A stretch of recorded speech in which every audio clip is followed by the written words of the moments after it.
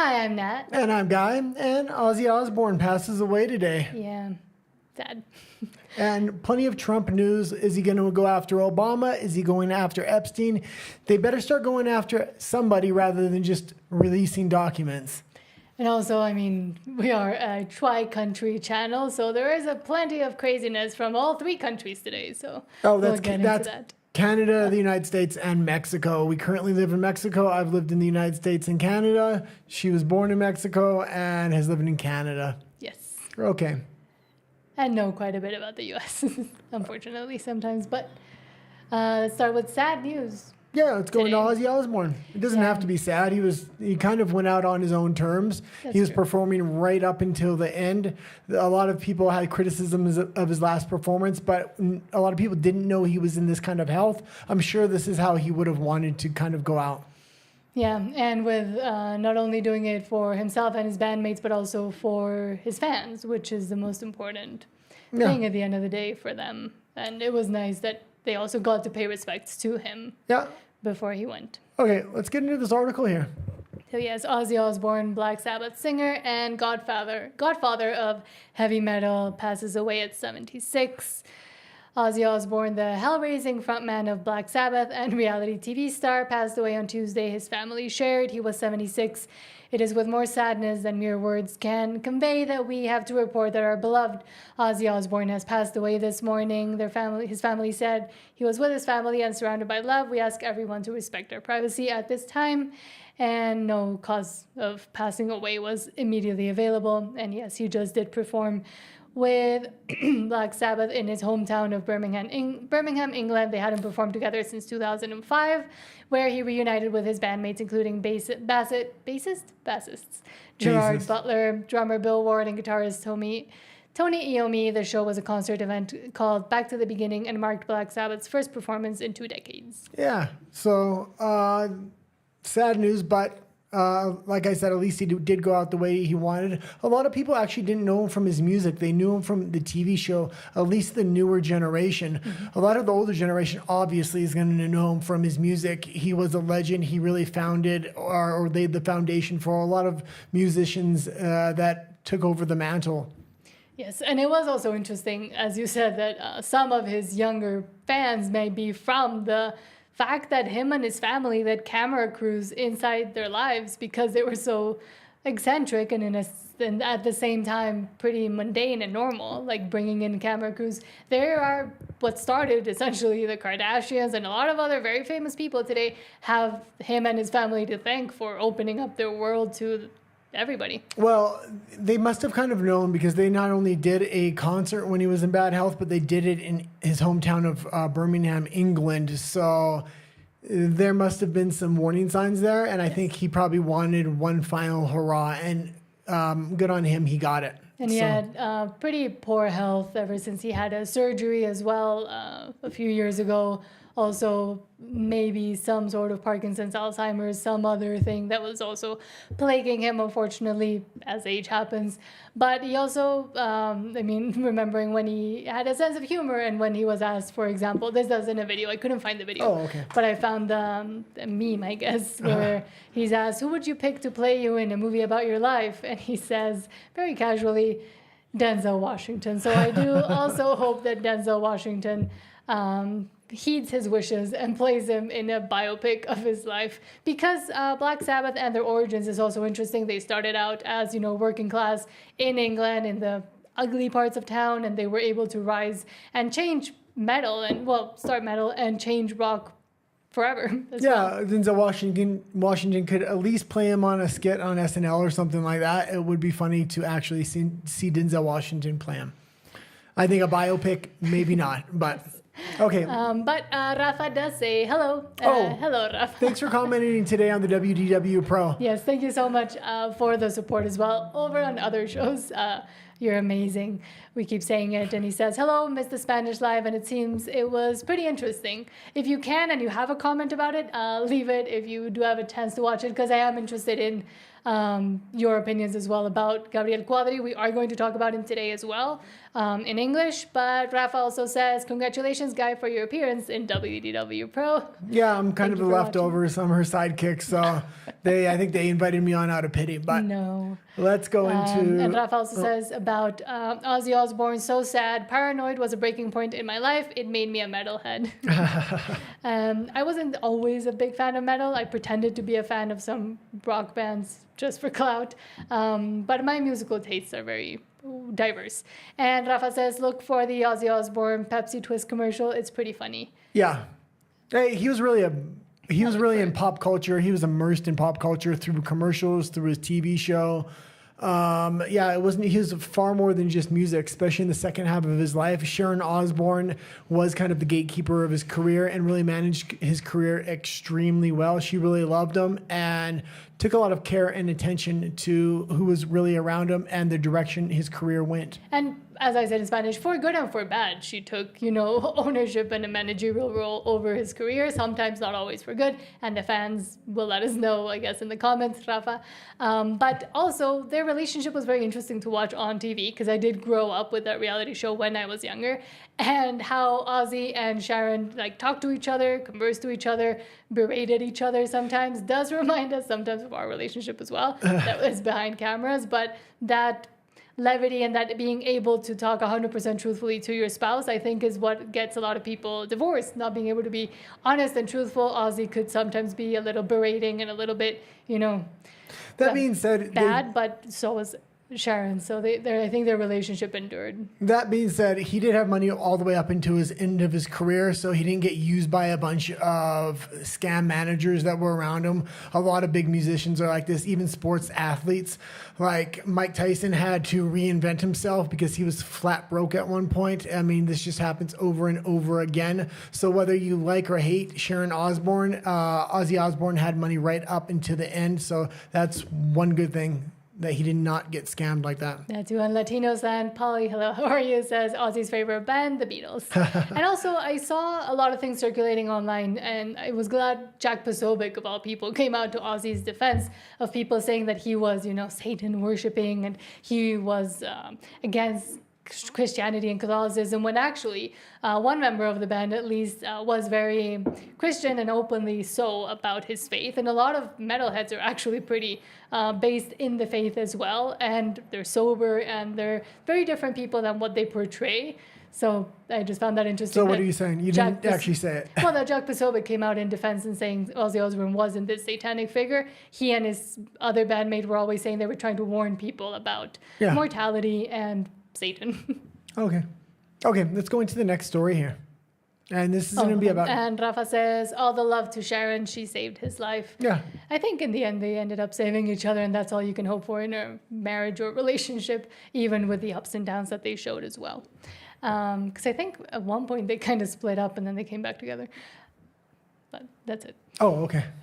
So from Clandestine says, holy S, it's happening. Trump is not joking. He's going full scorched earth on Barack Hussein Obama and his cabal. After what they did to me, whether it's right or wrong, it's time to go after people.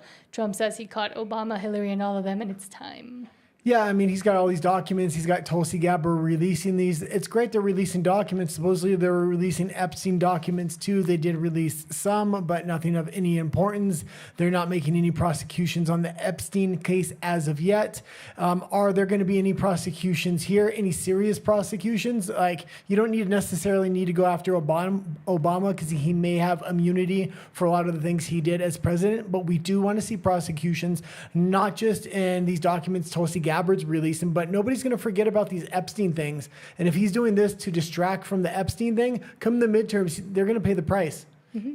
Okay, and let's not forget he does need to win in the midterms to continue with his agenda. This is going to be his legacy as president, whether he wins those midterms or not. Mm-hmm. Talking about is they caught President Obama absolutely cold, Tulsi Gabbard. What they did to this country in 2016, starting in 2016, but going up to 2020 in the election. They tried to rig the election, and they got caught. And there should be very severe consequences for that. You know, when we caught Hillary Clinton, I said, you know what? Let's not go too far here. It's the ex-wife of a president, and I thought it was sort of terrible. And I let her off the hook, and I'm very happy I did. That's positive. But it's time to... And he really did know about this in 2016 because a lot of these documents and meetings that are coming out directly refers to Hillary Clinton and Barack Obama being in cahoots with the bleach bit and taking hammers to cell phones. So she bleach bit hard drives that were at her home. She admitted to this. She also took hammers to phones when they subpoenaed for the digital information. A lot of people believe that they were doing they were trading favors for money or for U.S. influence, and that's what were on a lot of these drives through a lot of these emails, and that's why she destroyed them. So he did know about a lot of this, and he did let her go, and he said he let her go in the first administration. So it's a shame because he did not prosecute anybody in his first time around, and they went right after him. After he's done his first presidency, and that's why he should be going after people now, and he shouldn't make any apologies about it.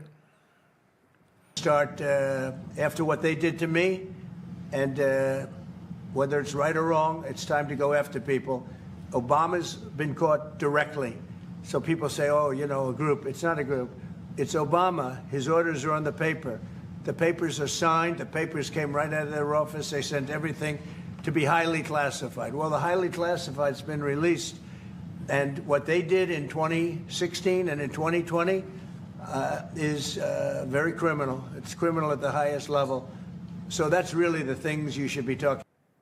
Yeah, and this was a straight up coup. And that being said, because a lot of people don't like Trump, they want to try to kind of sweep this under the rug or sweep it aside like it's not what it actually is. And you're going to have to really wonder about those 2 times they tried to take him out. Does that have anything to relate to this? Because the documents that are coming out are implicating the CIA, the FBI, all these 3 other agencies through meetings with Obama, and Hillary is connected in there as well. And Tulsi's going to be releasing more documents tomorrow. Yes, and that's the next story. But I mean, would I like him to go at this a little bit more to do justice for the people that were, cheated and put those that were implicated have them face justice? I mean, yes, I would want that. The fact that he's taking the position of I'm going after them because they came after me, I think weakens the position. If it was more like we're seeking justice for the injustice that has been done by the elites and the Democratic establishment for X, who knows how many years. Yeah, but that would be a better angle to go at it. But at the same time, I mean, he does deserve a little bit of retribution for everything they made him go through. Yeah, that may be a better angle, but you have to remember he does need to point out he didn't go after him in his first term. He had a lot of this evidence there. He knew about it, and he decided not to because he didn't think that's how things should be done. And then they directly went after him as soon as he was out of office. So now he's going to play the game just like they played the game. And he's just going to point that out because a lot of people are going to say, oh, you shouldn't be going after former presidents. You shouldn't be doing this. This isn't appropriate. He's pointing out he didn't make the rules. He's just playing by them. And I think just by informing the people and the American people, the world's people, that would be almost enough just to smear the reputations and provide the evidence that they try to hide for so long. I mean, it's not going to be enough, but with Obama, where he probably can't implicate him because he has presidential immunity.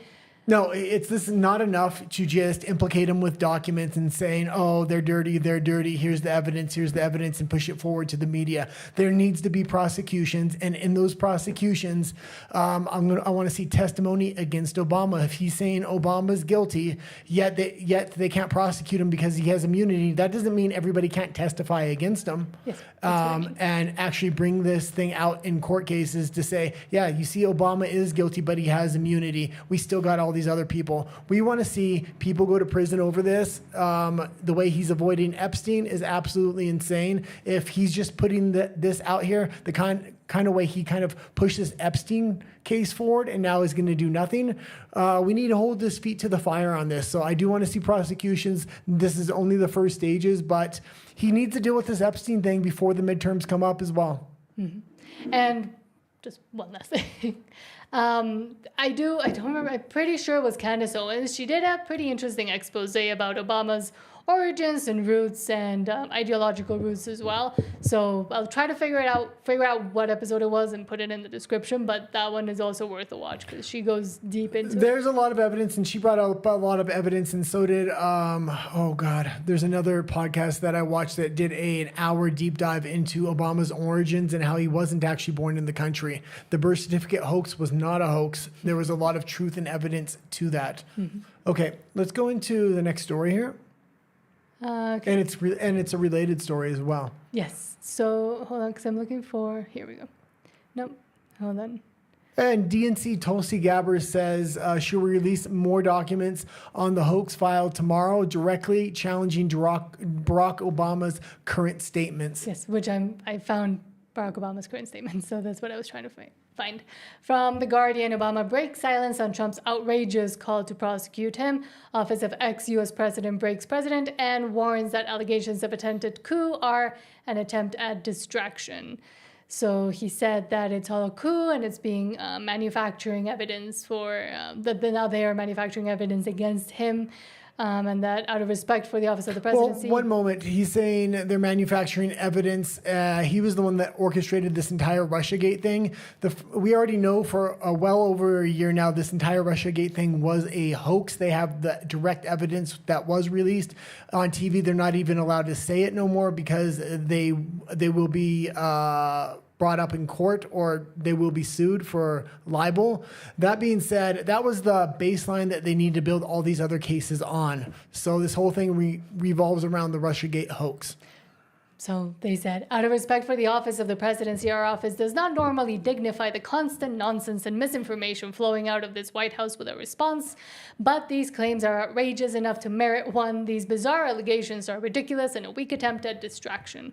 But well, we'll see when the evidence comes out. This is literally the first week. So they have already released a ton of evidence. Tomorrow there's going to be direct evidence supposedly implicating Barack Obama's statements and counteracting those. If they don't have that tomorrow, I'm going to be very disappointed because this could turn out like this whole Epstein thing turned out before. But for now, from Benny Johnson, DNI Tulsi Gabbard says she'll release more Trump-Russia hoax files tomorrow, directly challenging Obama's recent statement. Yeah, I like Tulsi Gabbard a lot, but let's just remember what Pam Bondi said, what Kash Patel said, what all these people keep saying about certain documents. Then they release documents, and what's actually in there, they're not going to get a prosecution off, and they think just releasing documents is enough. It's not. We will be releasing further documents tomorrow that will refute that statement. And I would go back and point to, and we will be pulling a whole host of statements that were made by the Obama administration, by Hillary Clinton, by senior Democrat officials, by their friends in the media that state over and over again after this January 2017 manufactured intelligence document was created, that repeat the narrative. And I'm looking at my notes here. New York Times says Russian hackers acted to aid Trump in the election. Obama's CIA Director John Brennan says there is strong consensus among us to support the CIA claim Russian hackers aided Donald Trump's election. Hillary Clinton said, I would be president. And how long is the clip? Okay, we're almost done. I didn't want to get snagged for copyright.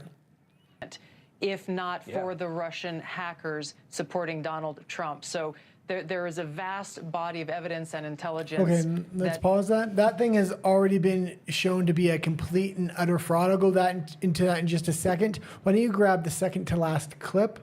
It actually involves this story. Nobody ever said the Russia hack. You got it? Yes. Okay, let's go into that. And now they're trying to say that nobody had ever said Russia hacked the election, so on and so forth. That is their defense now. And we're just going to go back and show you that this was all over the media. This was the hoax they tried to lay out. They coordinated with the CIA to find people that would make false claims and statements, and in order to get to deals and get off the hook on prosecutions. Russia hacking the election to elect Trump is the end of our democracy. Votes were definitely affected. Russia hacked the election to tilt it to Mr. Trump. The Russians definitively hacked the election. Russia did hack the election. No doubt. The Russians hacked the election. Yes, Russia hacked the election. Fact, Russia hacked the election. President-elect Donald Trump still not sounding convinced that Russia hacked the election. The president does not want to come to terms with the fact that the Russians hacked the election. President Trump says he still wonders if the Russians hacked the election. If you can get him to accept that Russia hacked the election, see if you can get him to accept who won the Civil War. If he admits it, it casts a shadow on his victory over Hillary Clinton. Russia hacked the election. Russia hacked the election. Russia hacked the election. Russia hacked the election. Let's be clear, Russia hacked the election. Definitively, Russia hacked the election, and Russia is doing it again now. Election-related cyber hacking. Cyber hacking of U.S. elections. Cyber hacking of the election. Russia was cyber hacking the election. Russia was cyber hacking the election. The CIA, the FBI, NSA, all of these intelligence organizations, 17 intelligence agencies, all conclude that Russia hacked the election. If we find out that Donald Trump, just theoretically, was colluding with Russia while they were hacking the election, that is completely impeachable. This dossier alleged a conspiracy between the Trump campaign. And it was a completely manufactured dossier, and that's what this entire thing is about. They had meetings on this. They signed off on this. This is how Obama and Hillary are both being implicated. Some of the worst evidence was bleached bit and took hammers to phones. That's why that doesn't exist. But there's still a paper trail here, and there's eyewitnesses they can get. There's prosecutions that need to be made. Their defense is they never said Russia hacked the election. When Donald Trump said he never lost the 2020 election, they went after him. This is a prime example of doing the exact same thing, but they not only are denying that he won the 2016 election, but they actually were involved in a conspiracy to take him out of the presidency. And the Russian effort to hack the election. The director of national intelligence, the head of the National Security Agency, the head of the FBI, all of these intelligence experts saying Russia hacked the election. The FBI, the CIA. The FBI, the CIA, they were literally all involved. Yeah, That's those are literally the ones that are named in most of the documents that Tulsi released as of now. But at the same time, I mean, if we remember, these kinds of clips have also been circulating since the bad times with very similar, this is happening, safe and effective, blah, blah, blah, about the jibby jab, about the origins, etc. So, I mean, we've seen this playbook before, and we've seen these kinds of viral clips of, news media saying and parroting the same exact thing. Why are we surprised that they parroted this and now they're trying to defend it even though they can't anymore? The big issue is they went for years and years saying Russia hacked the election. We just seen it.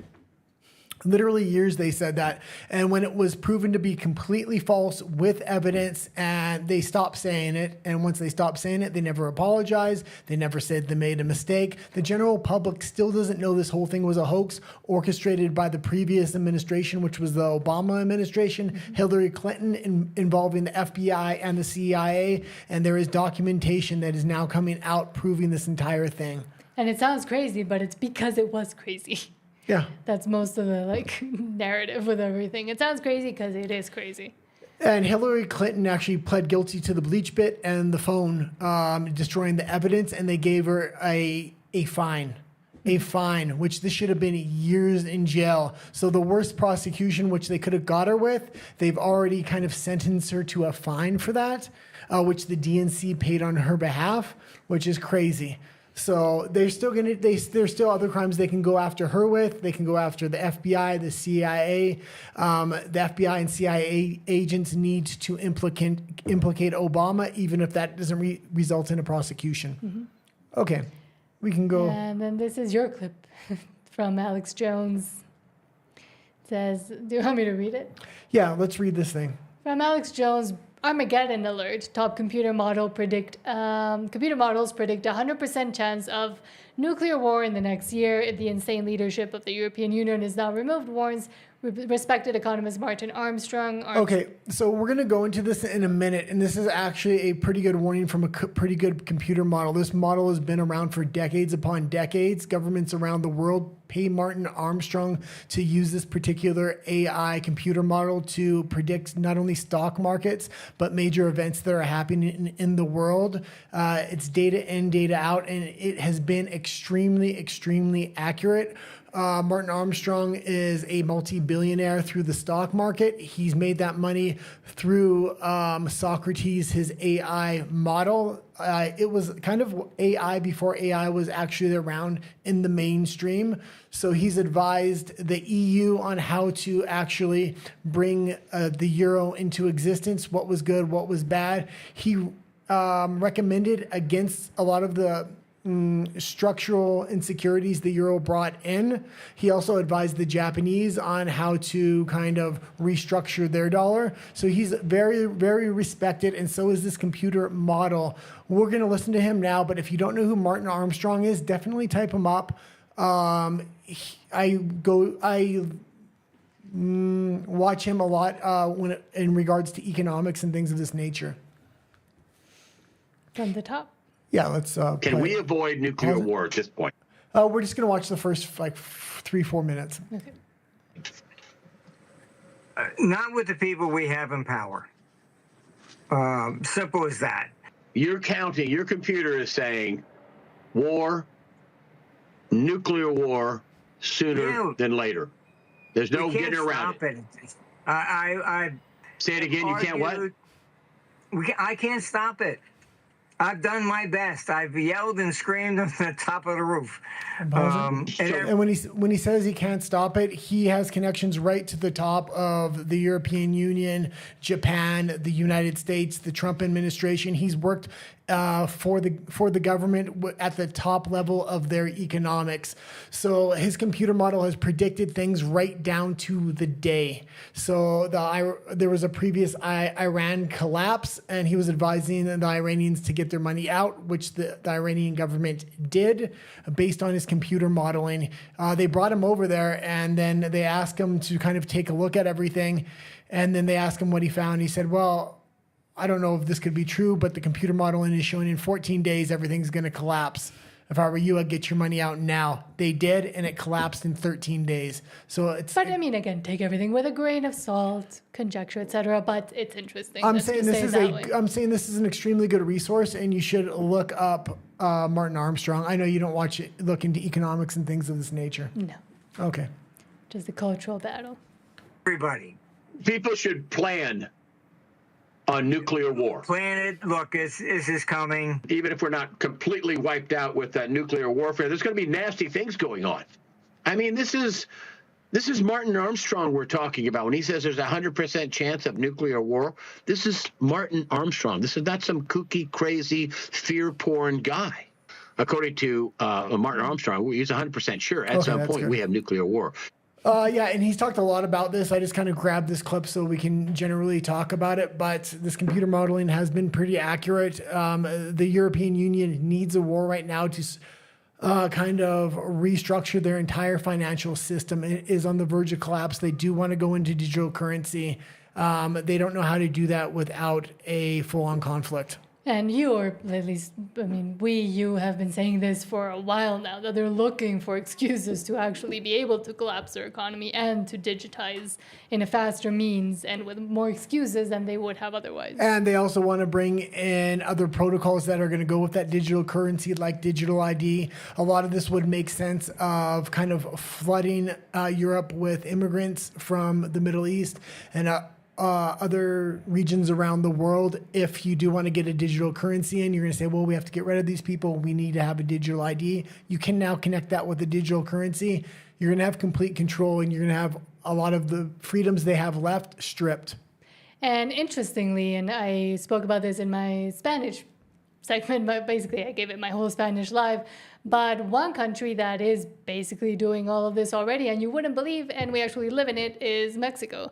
Because Michael Schellenberger, who is an investigative journalist who uncovered a lot of the WPATH files and what WPATH, which is a trans organization, has been doing to the medical establishment, he interviewed Gabriel Cuadri, who, I mean, you can have mixed opinions. If you don't know who he is, he's a Mexican ex-congressman. But he basically talked about all of this, the implementation of digital ID, etc. Can we just put it a little bit more simply? Because I haven't seen the story either. Yes. And what else do you want me to simplify? Okay, you're just going on about who Michael Schellenberger is. I actually want to know what the story's about. So Gabriel Cuadri, Mexico is a totalitarian regime. What the persecution of a Mexican congressman reveals about woke narco-authoritarianism. Imagine a nation where people are required to apologize daily during 1 month, on X for thought crimes, which is happening, where your name can be entered in a public registry of people that are aggressive against women for insisting upon the biological reality of sex, and where the state is implementing digital ID along with facial recognition systems and a new law for regulation of social media, all things which have happened and have been implemented here in Mexico. This is not a dystopian movie, it's modern day Mexico. Mexico is no longer a democracy, said former Congressman Gabriel Cuadri. It is, in fact, a dictatorship in which gender ideology and political violence against women laws are being used to curtail and repress freedom of speech. And this is kind of what I spoke about in the Spanish Live, but we can watch a little bit of it if you want.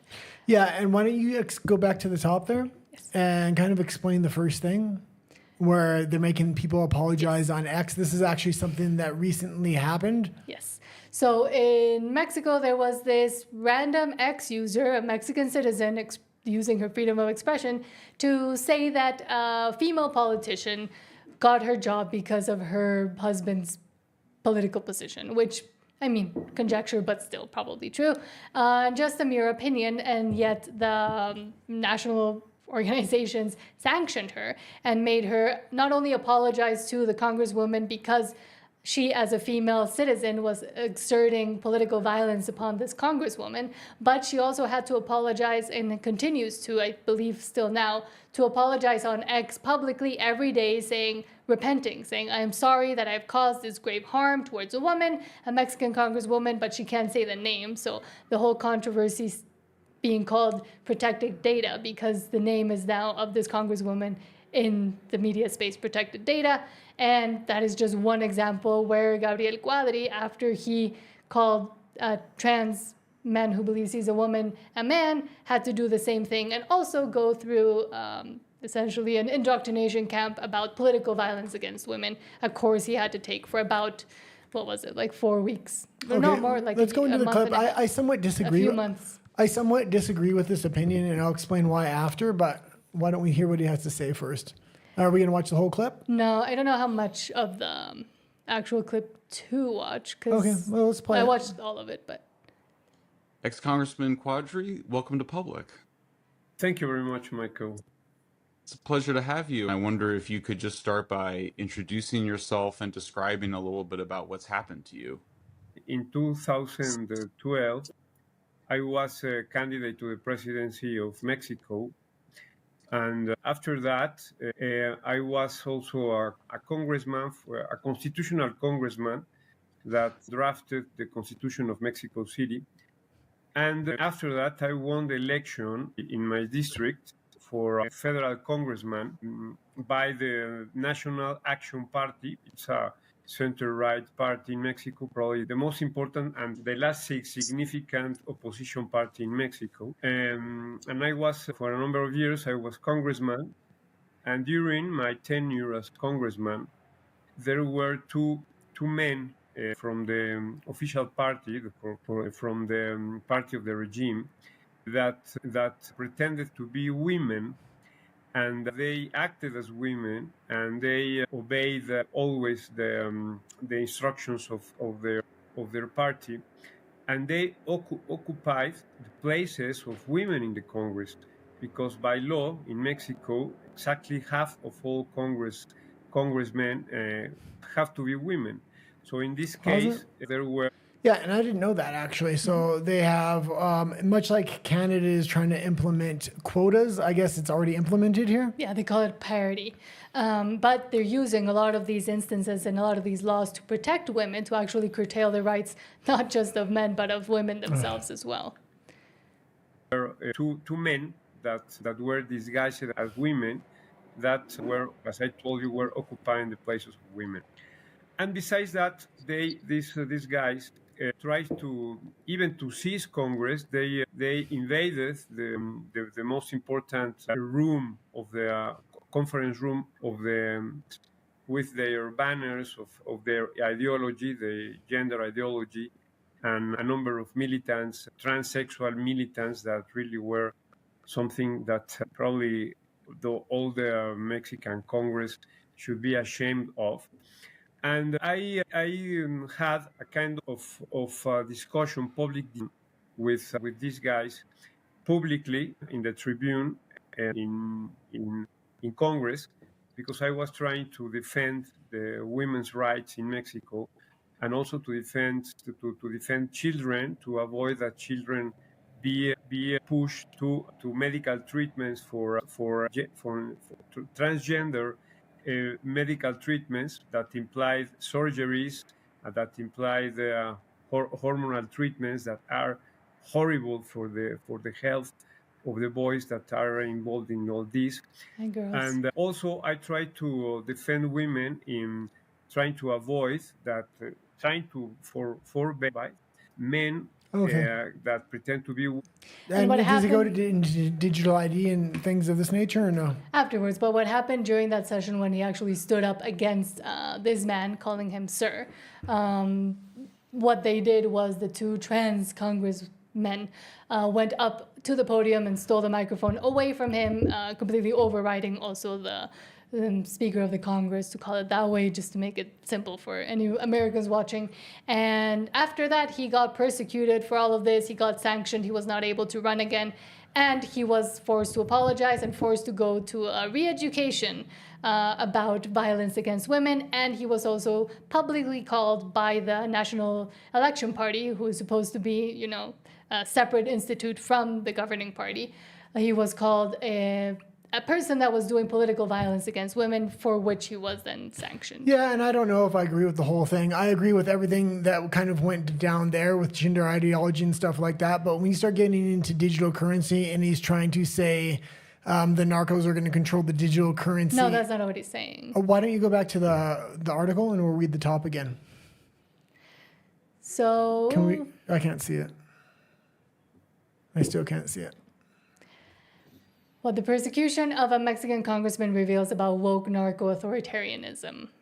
Yeah, woke narco-authoritarianism implementing digital ID and digital currency they're talking about. Now, that being said, my theory... No, where the state is implementing digital ID as a way to prevent narcos. As trying to prevent it?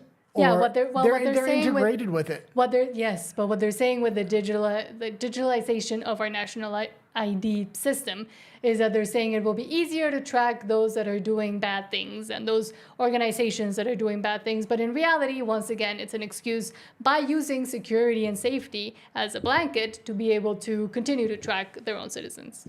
Yeah, I got a feeling that it's not going to work, and the narcos would, in my opinion, be against digital ID and digital currency. So even if it's implemented, it's not going to be implemented on such a level where it's going to be completely authoritarian. I actually think one of the reasons Mexico is a little bit more safe than other countries from digital ID and digital currency is specifically because of potentially the narcos' wants and needs, and that is to hide their identity and hide their money. So they're not going to want to have the country completely consumed with a digital currency. No, but Mexico is one of the few countries now that has fully implemented it. They're now making you have to go get a new ID and have your biometrics scanned if you want to renew your federal identification card. Like, you have to do it now.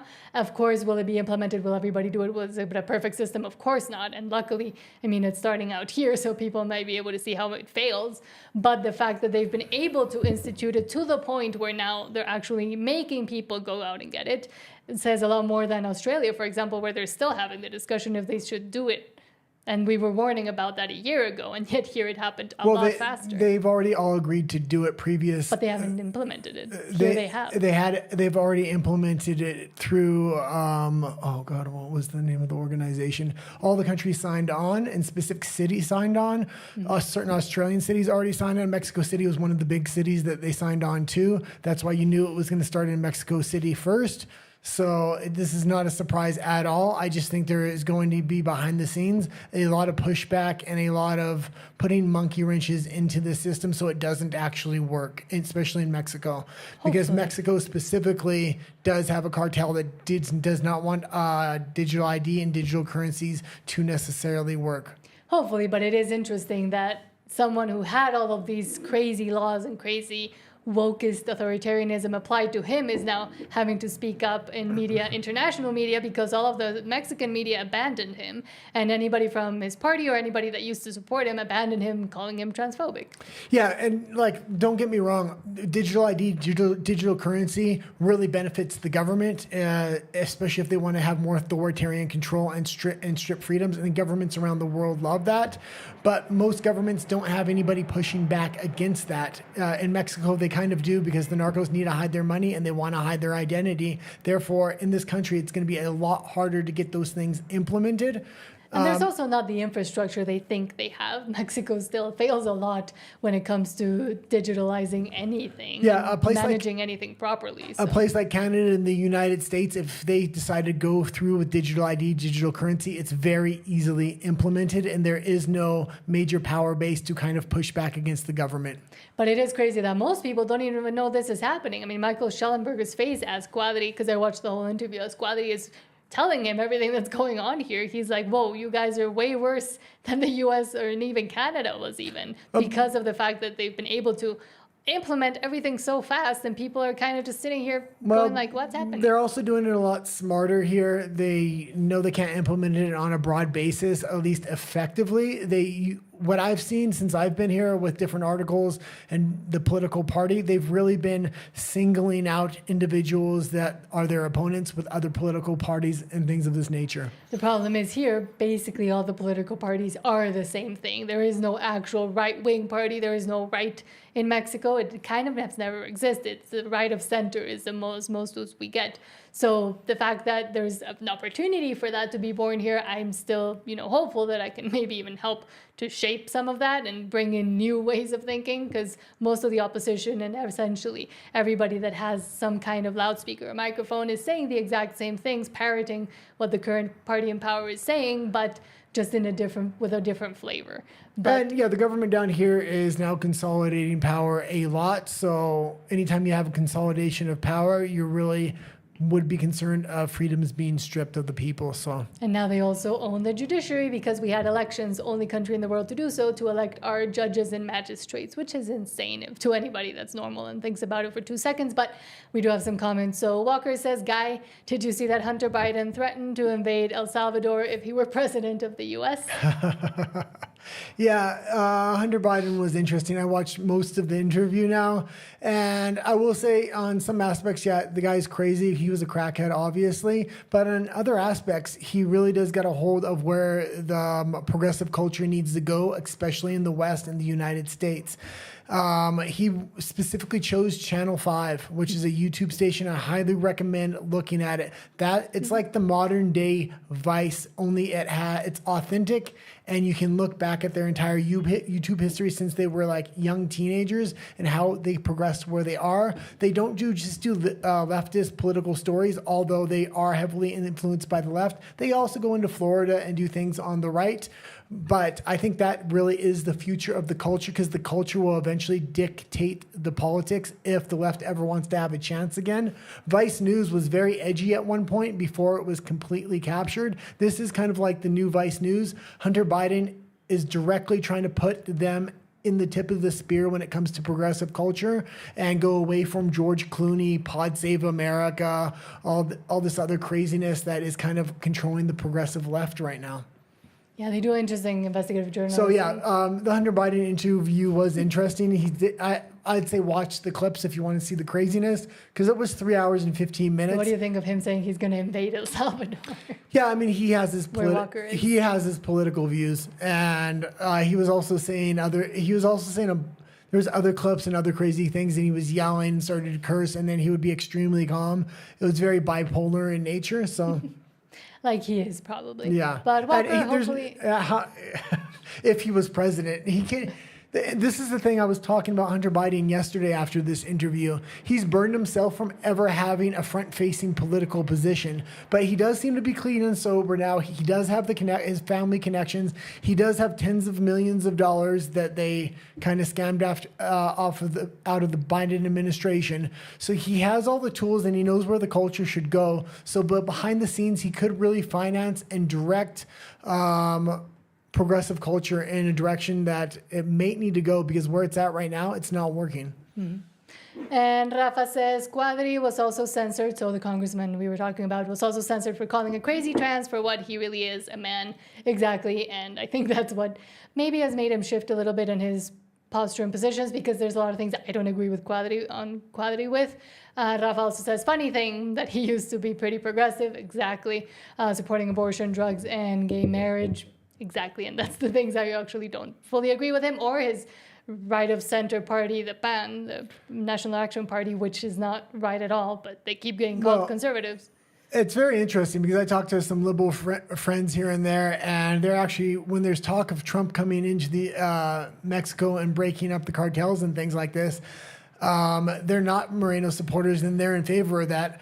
I'm a Trump supporter, and I'm not in favor of that. I do not want to see Trump come into Mexico. I don't care if it's going to break up the consolidation of power. Figure out how to do it on your own. I don't want to see Trump come in, but there is starting to be a movement behind the scenes where some political people do want to see Trump come in here, which is craziness. Just because they don't want to see a consolidation of power for Morena, and they can't figure out how to politically go up against them. Yeah, how to fix it. And now they're asking Daddy Trump to come in here? That's craziness. These are the same kind of people that absolutely hate Trump. Now they're saying, well, maybe it's not such a bad idea.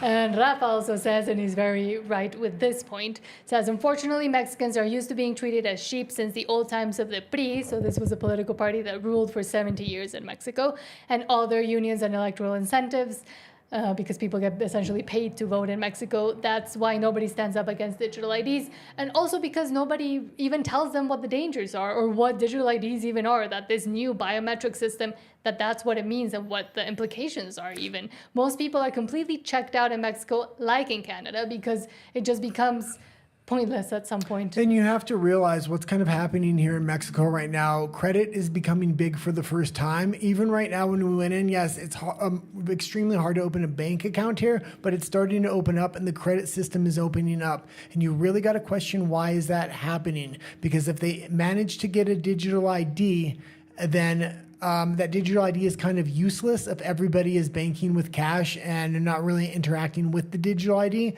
They need to track the money. They need the banking system. They need people to start being indebted off of credit so they can control people and strip them of their freedoms, basically. So digital ID is useless without a digital currency.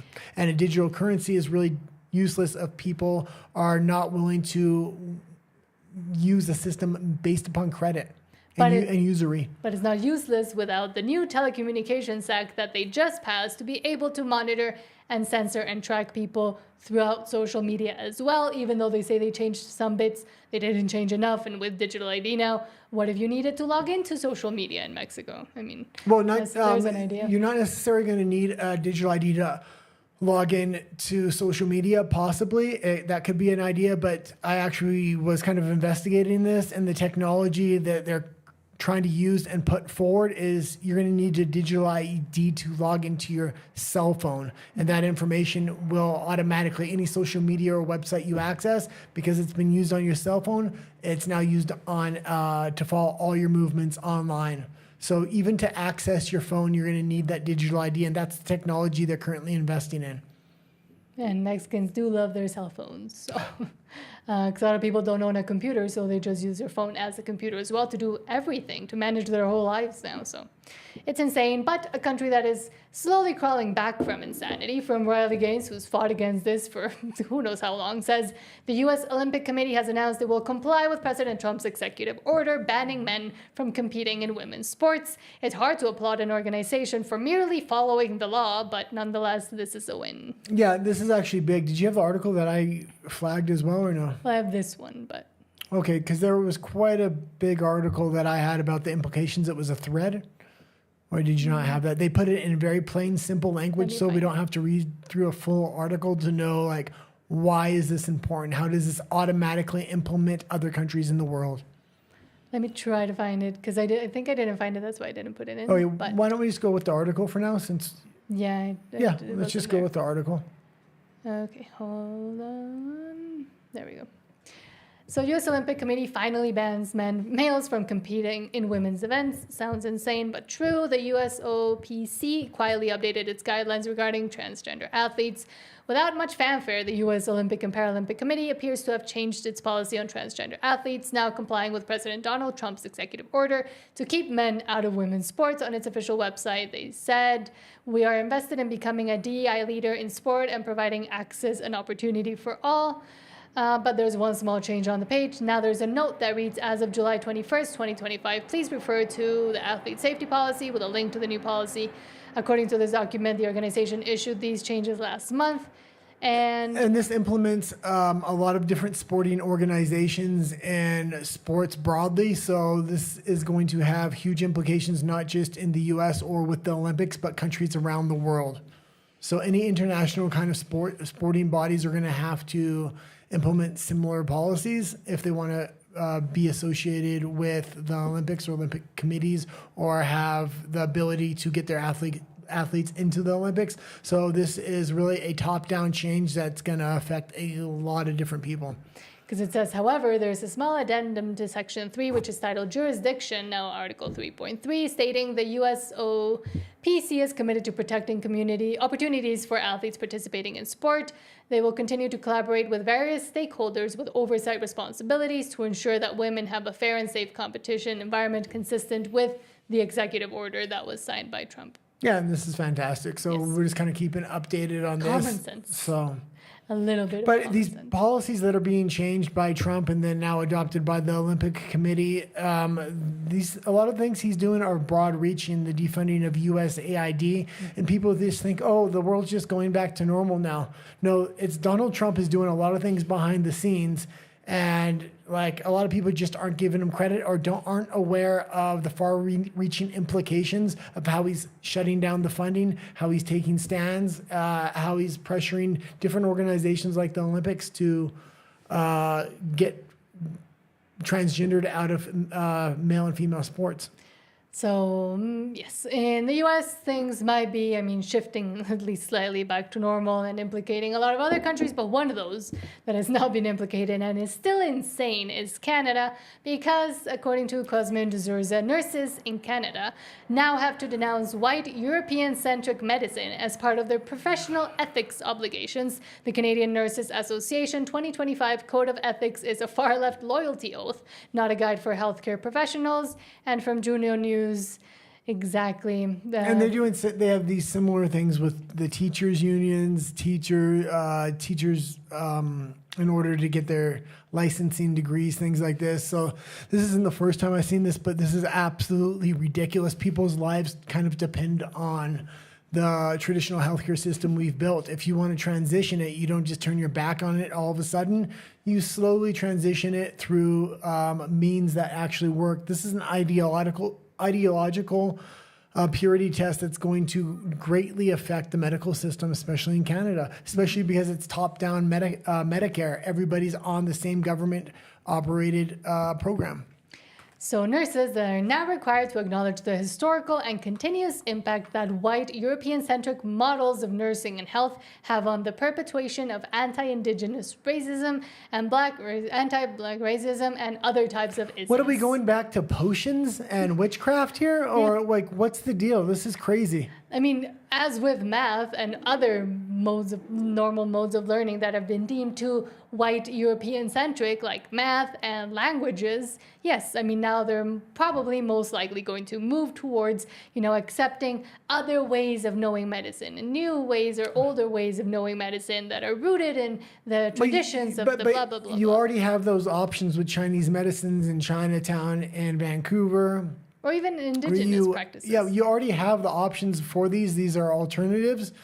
The whole medical system in Canada is rooted around white European medicine. And if they want to go away from it, they need evidence-based statistics to go away from it. And that's not what they have at this point. And if they're saying to implement it only for those communities that are being affected, according to them, so Black people, Indigenous people, First Nations, etc., they're the ones that are going to end up suffering more. So it's even more racist of them to do this towards those specific communities, and even worse if they're applying it to everybody. But since the focus is now on those specific people. Although, maybe it's not the worst thing now that I give it a second thought. I mean, they did try to force the jibby jab on everybody because of their white European-centric medicine.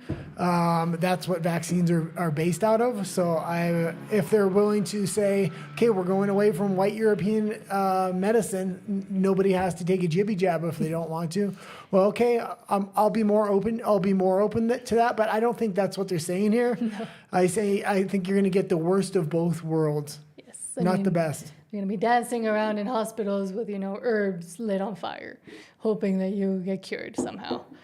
So yes, good not to be in Canada and the failing. I mean, the Canadian healthcare system is already failing. Let's just make it fail fully. Yes, and Rafa asks, which one is worse, Canadian or U.S. medical system, including both private and public healthcare? Canada is worse. Well, I don't know. And I mean, I'm considering also the Mexican semi-private, semi-public system that we have that doesn't work either way, but still having the option to be able to, if you can pay, to pay and to, leave more spaces up for people that need the actual public healthcare. If it worked, in my opinion, is the best system, but none of them work. I don't know. I've lived in Canada, Mexico, and the United States now, and if you can't get the treatment in Canada, you typically go to the United States or usually Mexico. Mm-hmm. But the same thing's true in the United States. When they can't get the treatment or it costs too much, they come to Mexico as well.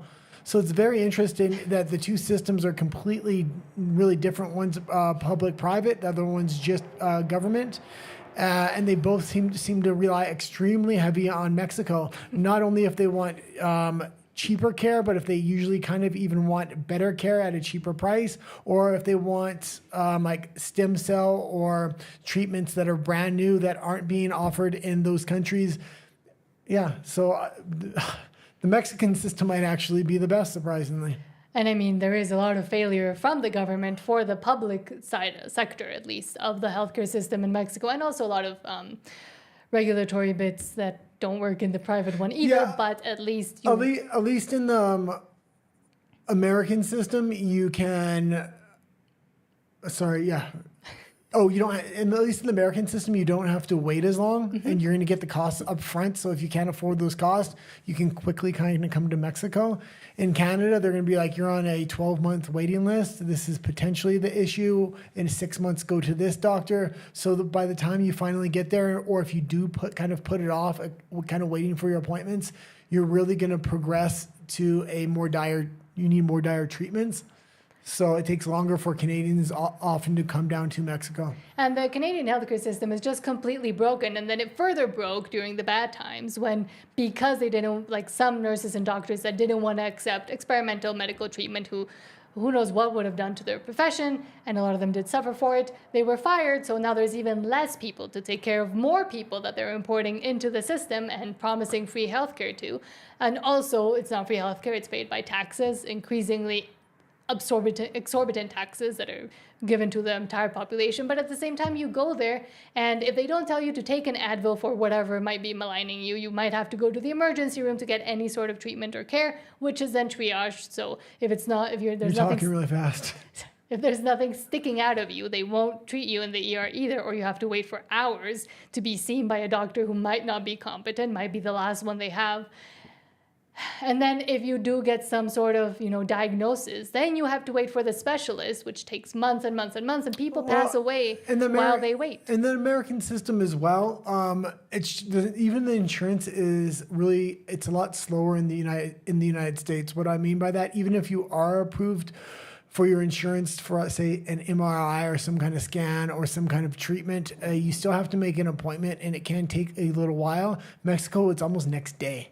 It's crazy. If you go through the private. Yeah, it's crazy. If you do have medical insurance here, it's extremely quick compared to the U.S. even. Mm-hmm. The U.S. is not, I'm not saying it's extremely slow, but the U.S. is better than Canada. But Mexico may be better than both. And most people are maybe saying, what do you mean Mexico is better than both? Yeah, because a lot of Mexicans will be like, you're insane. What are you saying? Our healthcare is terrible. But I mean, I have met Mexicans recently moved to Canada, and they're just astounded by the fact that the free healthcare system that they were promised is non-existent.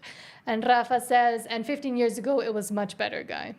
Yeah, and also like health insurance here is going to be a lot cheaper than in the United States. And in the United States, a lot of the health coverage you get is a complete scam, and they keep denying you, and you have to apply in a million different ways. Comparatively. If you're buying as a Mexican insurance, then it might not be as cheap. But a lot of it is also, if you have a job, you can go into the public sector. So, I mean, there is a little bit more options at least. Oh, but speaking of insane Canada, from CTV News, he will roll us over like a cement truck. Doug Ford says Canada must be prepared to match Trump's 35% tariff. This is craziness. They're going to destroy Canada by trying to get in a tariff war with the United States. Like, just realize that your entire economy for the last 60 years have been based upon tariffing the United States, using the United States, and the United States has let you do that. Now the bill's kind of coming due, and they're saying we need open markets both ways. If you're not willing to do that, you're not going to have access to the American market. They just need to accept that fact, but their entire economy is structured around usury of the United States. It's crazy to think or say because they've kept these facts so hidden for so long, but people are starting to pay attention and realize Donald Trump is calling out Canada for a reason. The quicker they make a deal, the better it is for them. The fact that they're getting drawn into this tariff war thinking they're going to break Trump is insane. They're not going to last. They won't last another year and a half. No. And I mean, as they continue to ask for this dollar for dollar retaliatory tariffs, they're just breaking their own people's backs and not fully affecting the U.S. that much at the same time as they think. And it sounds anti-Canadian to say so, but they've completely switched around what it means to, try to be elbows up for Canada or whatever Carney was saying. Yeah, and Canada doesn't have a deal, and neither does Mexico, but Mexico is a different situation. I think they're ready to cut a deal with Mexico on the economic front. It's the organized crime and the cartel front that I think that's been a lot of the sticking points, and I don't think that's really being discussed in public. I think economically, Mexico understands they need to make a deal with the United States. They just have a sticking point, which they don't necessarily have complete control over. Mm-hmm. So, and Canada does need the U.S. a lot more than the U.S. needs Canada, so... I mean, they will never accept that, but... And I also think when Justin Trudeau was in power, he tried to play hardball with Trump, and they were able to wait him out and put pressure on him. This time, Trump's restructuring the entire world economy and the entire U.S. economy, so he's not just looking for one little trade deal that they can hold out with. So that really kind of trained him in this mentality that they can play hardball with Trump, when this time I don't think it's going to work. No, but I mean, something we have been talking about is, Trump completely failing on the whole Epstein thing. Oh, yeah. And from Tim Pool, he says, if they usurp power, Trump's agenda is cooked, which we have said as well. If Democrats are allowed to weaponize the Epstein case to sway the midterms, which they're really, just waiting to do that, we, the people, will never win again. Yeah, and I don't agree with Tim Pool in this particular case. There's another clip after this, which I agree with him far more on, but... if you think we're going to forget about this Epstein case in any way, shape, or form, and this is going to be weaponized in the midterms, it's not up to us to forget about it. It's up to Trump to release these documents. And that's what he's gambling with. He's gambling with losing so much support from the people he promised things to that he's not. And not just the midterms. If they lose the midterms, they're going to be able to freeze everything he wants to do in the second half of his administration, which is going to make his administration look like a failure. And whoever's supposed to come after him will not win that election. So the midterms are crucially important. The Epstein files are really hanging on this because other than the Epstein files, there's no way that they're going to be able to beat him in the midterms. So I'd put it like this. I want to see Crossfire Hurricane investigations, Comey, Brennan, Clapper, former Intel bigwigs who were lying to the American people. I want to see that investigated. Now, the Epstein stuff is interesting, but we don't really know. What we know is he was a bad guy who did bad things, and one of the worst. One of the worst. Yeah, and it seems like Tim's been gotten to because, we don't really know. Well, yeah, Donald Trump, Pam Bondi, Kash Patel, I said we all knew. We have 10,000 videos on the desk. We have documents. You have Ghislaine Maxwell. You can have hearings where you can bring people in to testify to directly contradict things that are in previous testimonies and in videos and then have them on perjury. We want Ghislaine Maxwell to testify. We want the videos. We want the documents. We want an investigation where you get people to perjure themselves and then reveal in video evidence and documentary evidence that they did perjure themselves and then prosecute them. That's what we want. And if Donald Trump and his administration didn't talk about this, didn't make this such a big point in the first 100 days, and just said, we're investigating it, it will come out over time, we would have taken that and it wouldn't have hurt him in the midterms. He's the one that made this such a big thing, and now it's going to hurt him in the midterms if he doesn't deal with it. And he was gallivanting about his private jet and his island with powerful interests. I would like answers on that, but I got to be honest. If I'm weighing what I want to see done first, it's going to be day to day. Republicans need to be getting the job done so that we can survive, afford our way of life, that our young people can have houses and have children. That's priority number one. Hold on. I'm sorry, it's not a this or that kind of situation. It's like the Trump administration does hundreds of things every day. Release these freaking documents, get things going, and then you do all your other duties as well. It's not like Trump's doing this thing by himself and he has to do one thing or the other. Come on there, Tim. I like Tim Pool too, by the way, so I'm just a little bit hard on this opinion, maybe.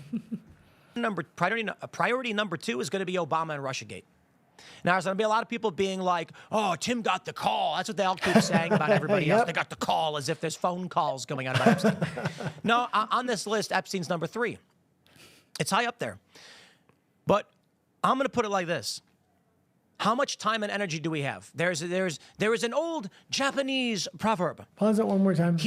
And this is the point. How much time do we have before the midterms? You need to settle this Epstein thing, not just right before the midterms, and you need to have a little bit of runway. You need to settle this Epstein thing and not try to have people like Tim Pool convince me or Charlie Kirk convince me, there's more important things. Sure, I'll agree there is more important things, but if you don't settle this thing by the midterms, it's going to cost the American people and a lot of people in the rest of the world dearly.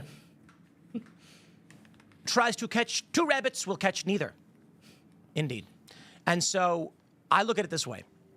If we do not have a functioning government and economy, Trump and the Republicans lose the midterms. We lose the midterms, the agenda is cooked, and we get nothing after that.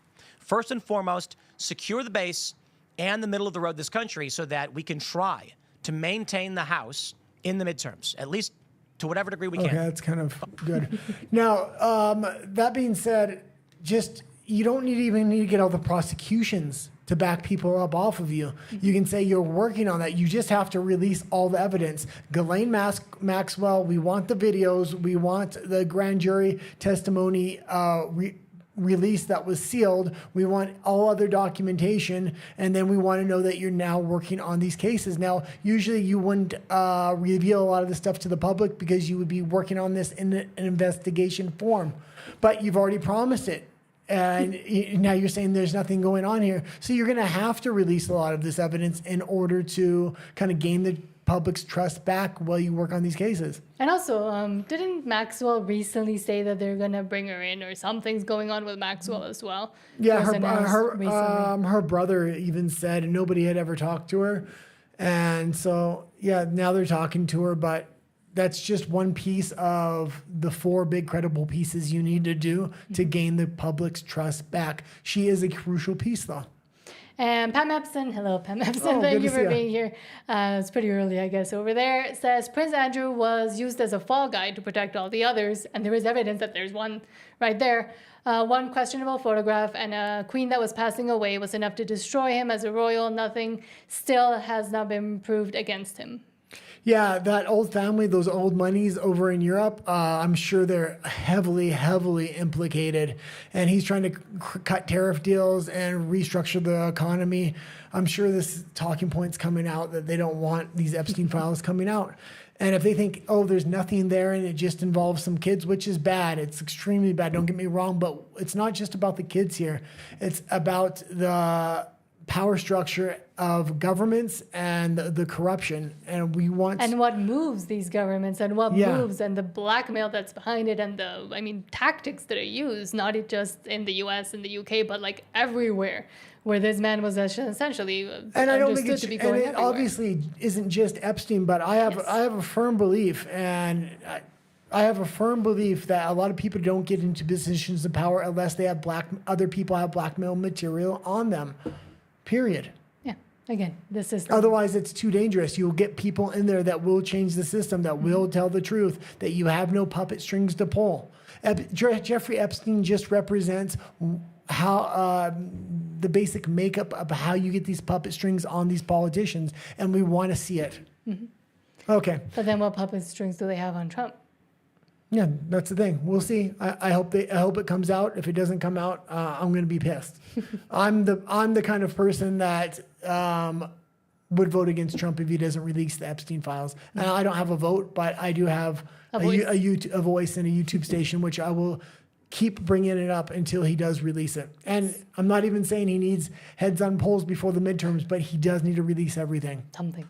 Rafa says, watch Candace Owens series on Epstein. It's pretty eye-opening. Yes, anything, basically almost anything Candace does or says is at least interesting, if not the full truth.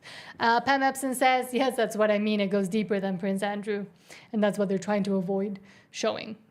Yeah, and especially with Europe, like Europe just seems to be dead set on a war coming up here. And like, how are they getting all these politicians in unison, like, to just go after this war? This is going to cost millions of people their lives, or hundreds of thousands of people their lives if they go forward on this thing. I understand they want to reset their economy and things of this nature, but they're using puppet strings that, just like they have with Epstein, that's how they're controlling all these politicians, especially in Europe. And anyone ended with Tim's other opinion that you put in here.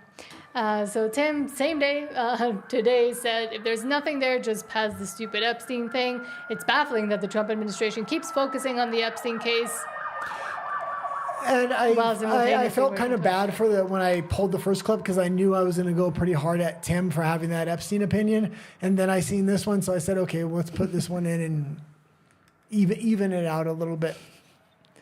And I think a lot of people are contradicted with what's going on right now, because Trump is doing such a good job, but it is absolutely crucial they hold his feet to the fire. And Trump is the one that made this thing such a big issue.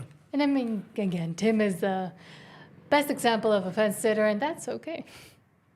Some of President Donald Trump's most loyal supporters in Congress have been pressing party leaders to allow for a vote to show they support transparency around the Epstein saga, an issue that continues to animate the MAGA base, even as Trump has repeatedly sought to blame Democrats for fanning the flames. Now, here's what I don't get.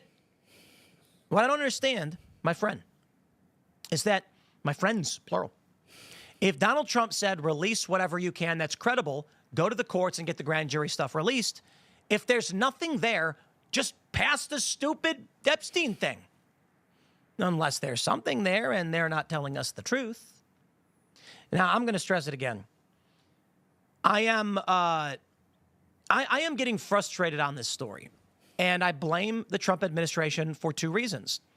They are the one forcing it into the spotlight, making this the top of the news cycle, and they're the ones also not just releasing the files. We can talk about anything else. We can talk about immigration. We can talk about, about to sneeze. There's that officer who got shot in the face by an illegal immigrant the Democrats released. We could talk about Barack Obama and Crossfire Hurricane. But the Trump administration decided this morning Epstein is the story. You tell me why. I don't know. Because at the same time, they're also blocking it as if it's one big distraction. We are not going to get any answers on it. Okay. The Republicans... And yeah, it's very confusing the way they're even handling this whole Epstein thing. 1 minute, all the documents are going to be out. The next minute, there's nothing there. That's why it seems it's either a huge blunder by the Trump administration or it's a trap for the Democrats. One or the other. But if they try to put this Epstein thing to the side and then they don't get any prosecutions on top of that with this whole Barack Obama thing and this Russiagate hoax that's now coming out that they swear to God that they're going to get prosecutions on, They need to win on both fronts now. Otherwise, it's going to hurt them in the midterms. If they lose on one front, they're going to get called out. Yeah, they made the situation a lot more difficult for themselves than I think it even had to be, unless it's a trap. But then again, it's a lot of wishful think. Oh, maybe the trap will come today. Maybe it's all a trap. Oh, maybe the Obama thing is enough to, move away from this. But it's not. The Obama thing's only... Unless it's related. The Obama thing is only making this worse because now if they don't get prosecutions in the Obama case, it's going to be brought up. You haven't done said anything. you released a bunch of documents that implicated a bunch of people and you were going to get a bunch of prosecutions, but you didn't get anything. And then with Epstein, you said it was going to be released, but we haven't seen any prosecutions. This could really come back to bite them. And they're having to do a bunch of things all at the same time. And prosecutions take a long time to get. They should have just been quiet, conducted their investigations, said we can't release things because we're currently conducting the investigations. The promise of transparency and going against corruption only works if you actually do the damn thing and show the damn files. Like, otherwise, you're just almost the same as the other one. Yeah, it's too late now to say we're doing an investigation and we need time. And Walker says, did you see that in Cuba, that Cuba lowered the age of relations consent to 2 years old? So wait, what? So 12? Yes, 12 years old. Why didn't you say 12? Because he muted it, so I didn't know if we weren't allowed to say it. In other words, Cuba has seen that island for a long time, but now it's more blatant. Oh. That's insane that they lowered it. I mean, is there any reason other than they're insane Marxist communists? Well, they're trying to bring in PDF tourism, probably. Since the other island is now not available. This is a huge thing, and I was watching a documentary on this, and yeah, it's crazy. So that's what they're thinking. Cuba right now, actually, you were sitting here. I was watching an economic documentary about Cuba the other day, and they are in massive trouble. The last time they tried to get loans from the International Monetary Fund and other countries, they got them back, and then they just refused to pay them. So now they can't get more loans, and China's abandoning them. They don't know what to do. Maybe let go of communism. Is that too much to ask? Yeah. Okay. But since we don't have time to go to RUMBLE because we took over with a bunch of other stories. Pam Epson says, I think Ghislaine Maxwell might be released before the end of Trump's term. I mean, if she speaks, if they make some sort of deal with her. And that's also the problem with making a deal. Like, if they think they're going to get testimony from Ghislaine Maxwell based on a deal of letting her out of jail or shortening her sentence, that kind of corrupts her testimony a little bit. So that's why I keep saying her testimony isn't enough. It has to be corroborated by video, documents, and hearings. And hopefully people perjure themselves when they're put on the stand and they don't know what are in the documents and what are in the videos. And then they can be prosecuted. So that's why it's really a 4-step process here. And Ghislaine Maxwell is a crucial piece, but her testimony alone, especially if it's for a reduced sentence, I'm not going to trust it by itself. And maybe that's why it's taking so long, and it is a trap, and blah, blah, blah. We could continue to go down the rabbit hole of just going back and forth. Is it a trap? Is it not a trap? Oh, and thank you to WDW Pro for having me on today. But yeah, I was not the best guest. That was the first time I went on by myself. Yeah, it was fine. Walker says, the island has been in crisis for a long time, and they're trying to attract that tourism, I think. A very specific kind of disgusting tourism, unfortunately, that plagues a lot of other Latin American and Central American countries, but it's up to the people and the governments to move away from it, and they won't because there's a lot of money in it. Yeah, but it's one thing when this is happening in a lot of South American countries, but it can be prosecuted if they decide to. Yes. But when you actually change the law of consent to 12 years old, even if you want to clean it up because it's been put into legislation, it becomes extremely hard. And that's why these PDF files are going to be attracted to a place like that. And I do love the series and the people that are on YouTube that track these people down. Some of the tactics are questionable, but I mean, whatever. These people need to be put out there. Yes. I was going to say a phrase. But yes, exactly. Disgusting people belong in disgusting places. Are we done? Yes. So thank you so much. We'll see you here tomorrow night at the same time, whatever time this is, because we follow the hour of God and we have no time zone. But thank you so much. Thank you to WDW Pro, Walker, Pam Epson, and Rafa as well for your comments. And that's it. Yeah, 9:15 Mexico City time usually. Yeah. Adios. Have a good night.